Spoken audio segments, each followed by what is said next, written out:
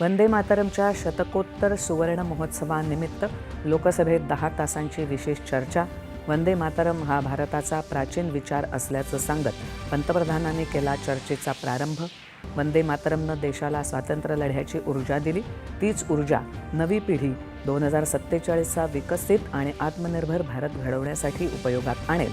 पंतप्रधानांनी व्यक्त केला विश्वास. काँग्रेसच्या काळात विशिष्ट समुदायाच्या अनुनयासाठी वंदे मातरमची 2 कडवी गाळली गेली. आजही काँग्रेसची अशीच विभाजनकारी धोरणं.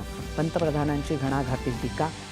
काँग्रेसनंच वंदे मातरमला राष्ट्रीय गीताचा दर्जा दिला. देशात धार्मिक कट्टरतेचं वातावरण असताना 2 कडवी गाण्याचा निर्णय देशहितासाठी काँग्रेसच्या सर्व नेत्यांनी मिळून घेतला. प्रियंका गांधी. बंकिमचंद्र चट्टोपाध्याय यांनीच हे केवळ मातृभूमीचं स्तवन आहे असं स्पष्ट केल्यानंतरही जिनांच्या चष्म्यातून बघणाऱ्या काँग्रेसला त्यात धार्मिकता दिसली. राजनाथ सिंग यांचं प्रत्युत्तर. विमान प्रवाशांच्या सुरक्षिततेविषयी कोणतीही तडजोड नाही. इंडिगो अव्यवस्थेमुळे त्रास झालेल्या प्रवाशांच्या हिताचं रक्षण केलं जाईल. राममोहन नायडू यांची राज्यसभेत ग्वाही. राज्य विधिमंडळाच्या हिवाळी अधिवेशनाच्या पहिल्या दिवशी दोन्ही सभागृहात 75,286 कोटी रुपयांच्या पुरवणी मागण्या सादर.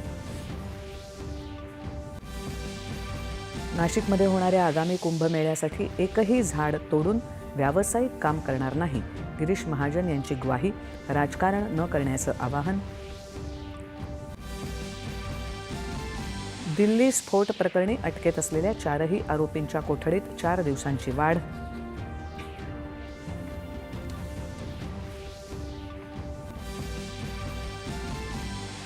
आणि मध्य प्रदेश आणि छत्तीसगडच्या सीमा भागात खैरागडमध्ये आज आणखी 12 जहाल नक्षलवाद्यांचं शस्त्रास्त्रांसह आत्मसमर्पण.